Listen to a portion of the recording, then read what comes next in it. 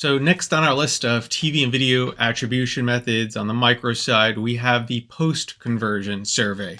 So if you've watched my video on pre-conversion survey, there's going to be some redundancy here, but stick around and watch this in entirety because it is different and it does work differently. So someone lands on your website that may or may not have been influenced by television. This is the banner of your website. So with a pre-conversion survey, we would have popped a survey and asked them, why did they come to the site today, with different marketing channels listed as options, TV being one of them.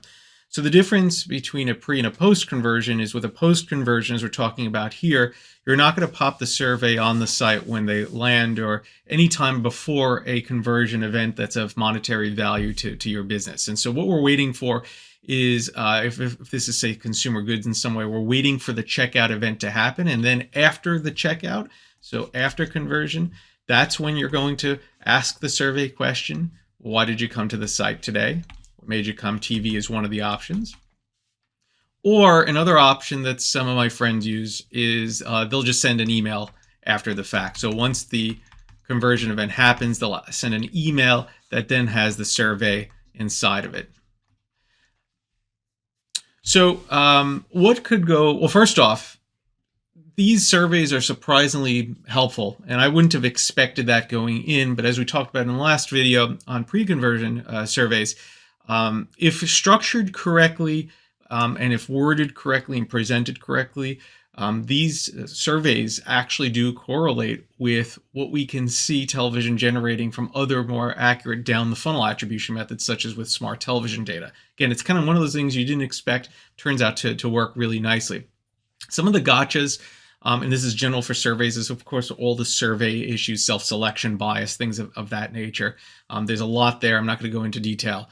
The other thing to be mindful of is that the phrasing of the survey is sensitive. It matters in the result that you're getting. And there's lots of ways that you can break the survey structure. There's also lots of ways that you could break the response rates on the survey, depending on where you place the survey, how you structure your responses, in what order, things of that nature. So there's lots of sensitivities here to be mindful of that could cause it to break and not actually correlate with anything real downstream.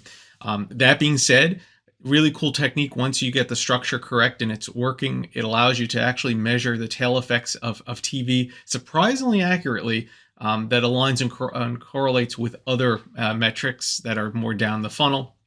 Now, what would make you choose a pre-conversion versus a post-conversion?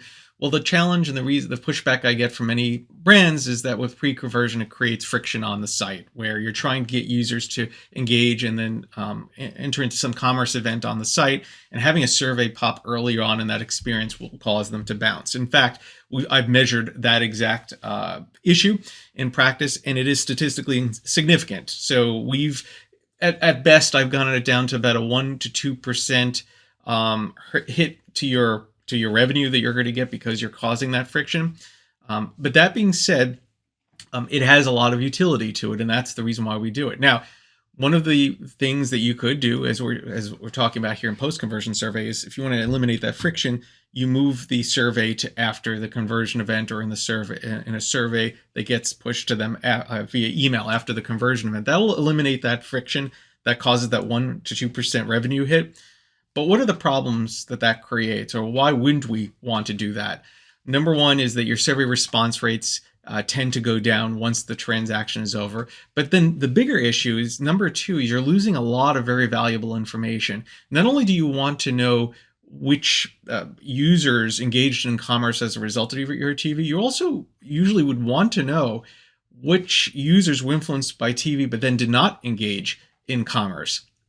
But unless you have that early in funnel survey pop, you're going to be losing a lot of that very critical data to tell you, well, what's happening? How does television influence the progression from up top funnel early in the experience on the site through to bottom of funnel after they finally convert? That's really useful information.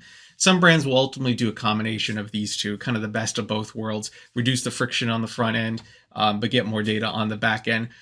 For me personally, the pre-conversion is the way to go. Just better data, and it's worth the 1 to 2% hit in most cases. But obviously, this is something that could be debated. Hopefully, this has been helpful to you.